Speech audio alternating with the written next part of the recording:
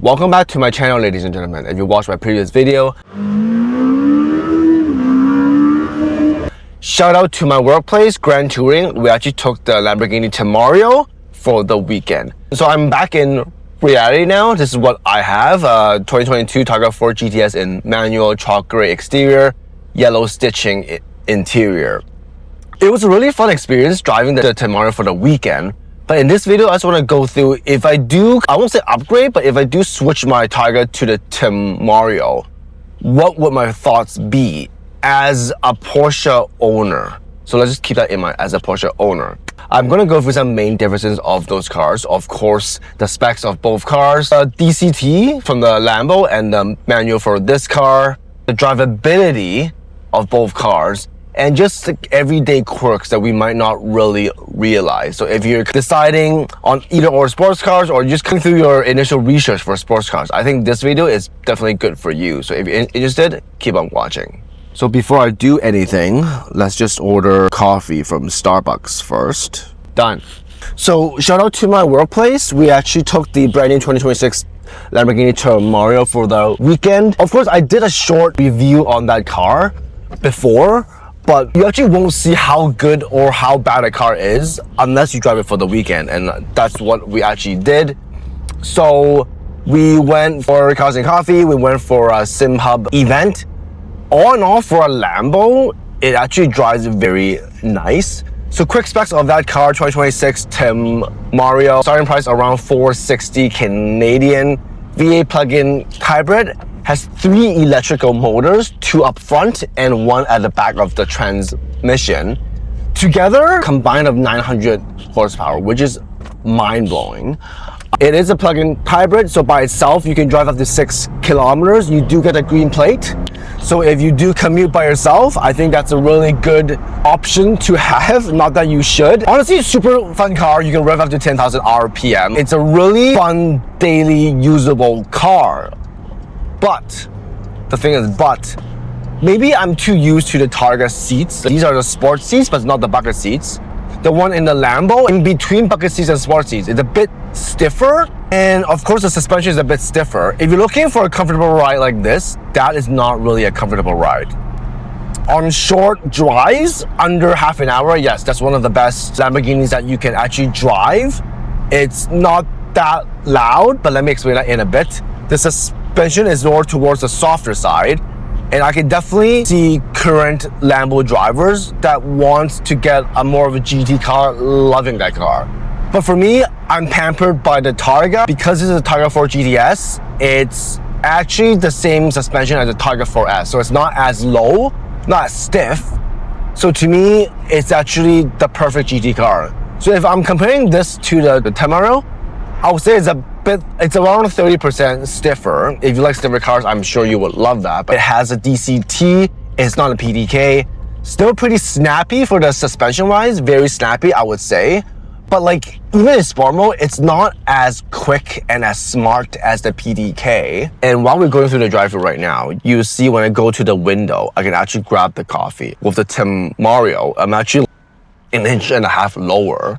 So I actually have to almost lean out just to get the car. It's not how far I was from the drive-thru, it's just a lot lower. So again, if you have back or hip problems, that's definitely something to think about. Back to the drive. 10,000 RPM, one of the best exhilarating drives I've ever driven. Good morning. Hey, Scott. No, it's okay. Thanks so much. So if you're looking for an automatic car, I don't think you'll get disappointed with the Temerario. But if you've been following my channel long enough, I'm a hardcore manual guy. For me right now, at this age, at what I am right now, I really like a manual car. I know there isn't going to be more manual cars producing in the future, so I think having a manual car definitely is going to hold its value and it's hold its heritage. Funny enough, if you watch the 911 news, the new 911S actually came out back with manual. So you can see there's actually a lot of manual enthusiasts out there, and it's good that Porsche is actually listening to all their customers to actually bringing that back. I feel there's going to be a last hurrah for manual cars, but after that, I think they'll be really gone. But again, to me, I'm a manual guy, and if a Lambo comes out with a manual, I'll definitely be on top of that. But again, I don't think they're coming anything with that anytime soon. Drivability, both has all the tech that you would need. Adaptive cruise, have your camera, blind spot monitors, wireless CarPlay, they have all that. One major thing is you will need some learning curve for the Temerario. Let me explain. For normal cars, all the buttons that you need is right here on the steering wheel. Let's say pick up the phone, change the volume, skip to the next track. You know what I mean? It's all on the steering wheel. Surprisingly enough, on the Temerario, it's at the back. So my wife called me when I was driving, and I couldn't find the pick up the phone button, so I had to pick up the phone pressing the middle touchscreen. But then funny enough, when I was playing around with the steering wheel, I felt some buttons at the back. So that's what I meant, the learning curve. Because there's no head-up display, even when you touch the buttons, you don't know which button you're actually pressing. Like, I know so many times I call my wife in mistake, thinking I want to change the volume or change the different music tracks. So that's that. They both have front axle lift, which is a huge plus. Only thing is, for Porsche, once you press the front axle lift, it will ask you if you want the car to remember where the front axle lift is. Once you press yes, every time it goes back to that area, it will automatically go up. For the Lambo, on the other hand, and I repeat, it does not remember that. So if you're going for drive-through or supermarkets or anything at all that has a speed bump or whatever you need to do, remember to press the front axle lift. Good thing is, it's actually pretty quick, and then it's just on your left thumb. But again, if you're talking to someone, or if you're on the phone, or if you're under deep thoughts, you might forget. So that's a huge plus to Porsche. Shout out to them. It actually remembers the GPS of the exact location.